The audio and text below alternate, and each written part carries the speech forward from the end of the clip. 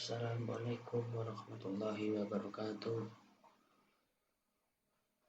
Di sini saya akan mempresentasikan tugas akhir dari mata kuliah Strategi Belajar Mengajar atau disebut dengan SBM dengan tema pembelajaran aktif.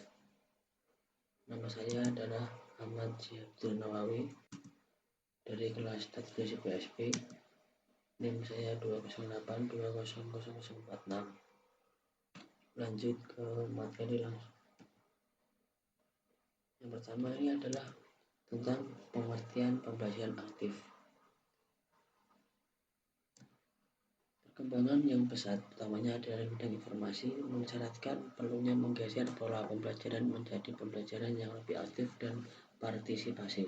Dengan demikian, meningkatnya laju perkembangan pengetahuan, guru tidak lagi mampu menjadi satu-satunya sumber informasi.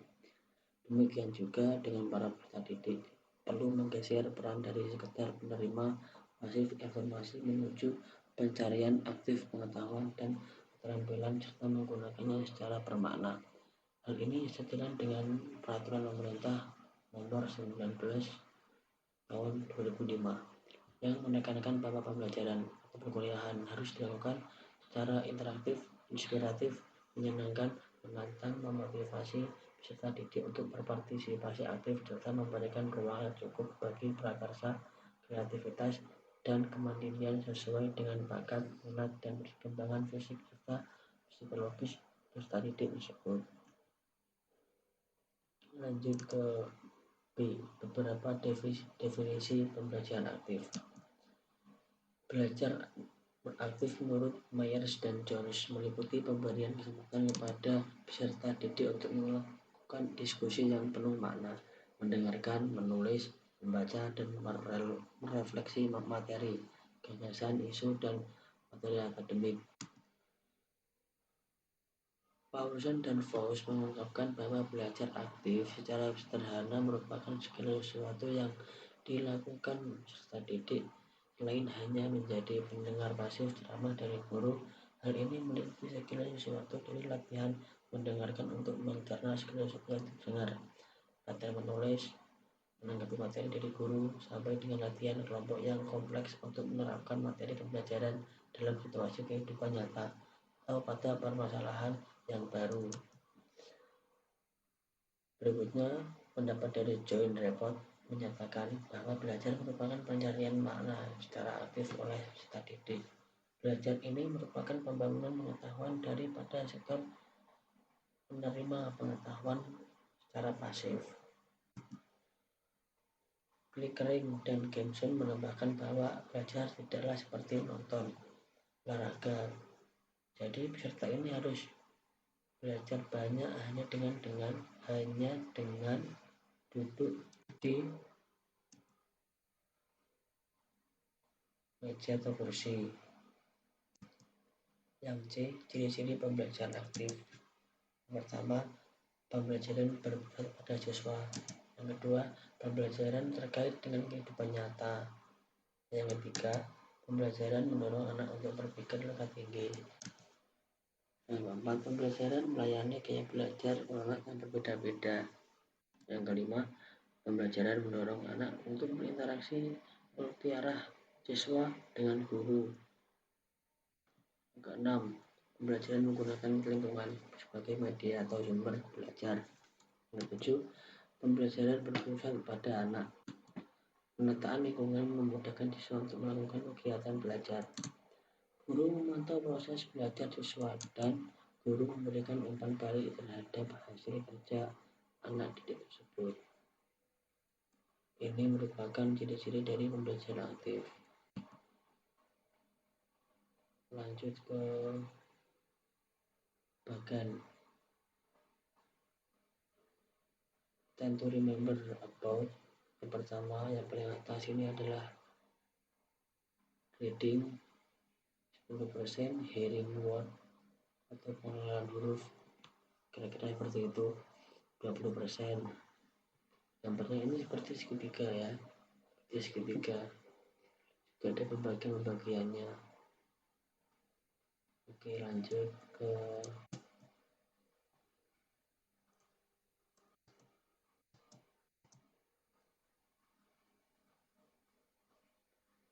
D. Urgensi penerapan pembelajaran aktif. Riset kognitif menunjukkan bahwa menggunakan teknik drama saja bukanlah strategi pembelajaran yang efektif.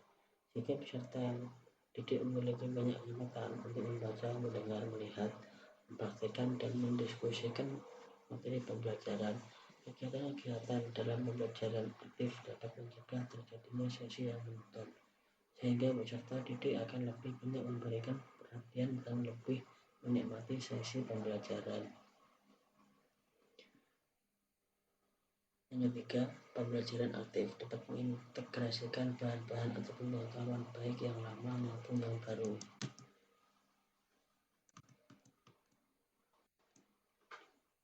Yang E, beberapa alasan lain yang menyeratkan pentingnya menerapkan pembelajaran aktif. Yang pertama, jumlah informasi yang sedemikian banyak di satu sisi, dan di sisi lain jumlah waktu yang tersedia terbatas.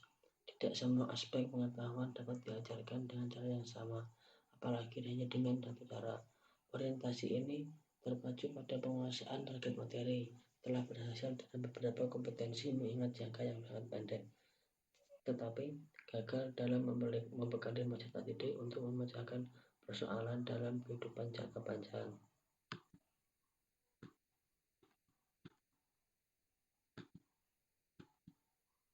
Yang ke F, yakni tentang karakteristik pembelajaran yang aktif.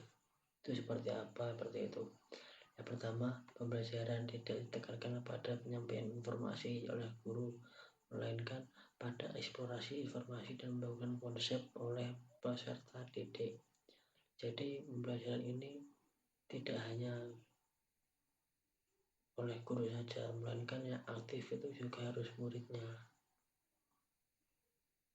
Jadi nanti supaya ada kombinasi lah antara guru dan murid seperti itu.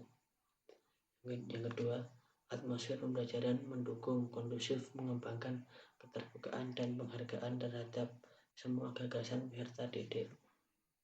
Yang ke C, peserta didik tidak dapat mendengarkan ceramah secara pasif, melainkan harus mengerjakan berbagai hal seperti membaca, melihat, mendengarkan, melakukan eksperimen, dan berdiskusi yang berkaitan dengan materi pembelajaran yang telah dijelaskan oleh guru tersebut.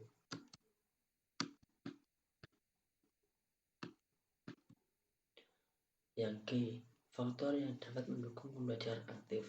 Yang pertama, faktornya ketersediaan lingkungan dan sumber belajar yang memadai, yakni sebuah pembelajaran aktif yang telah dirancang secara maksimal tidak dapat dilaksanakan dengan baik jika tidak tersedia lingkungan dan sumber belajar yang memadai.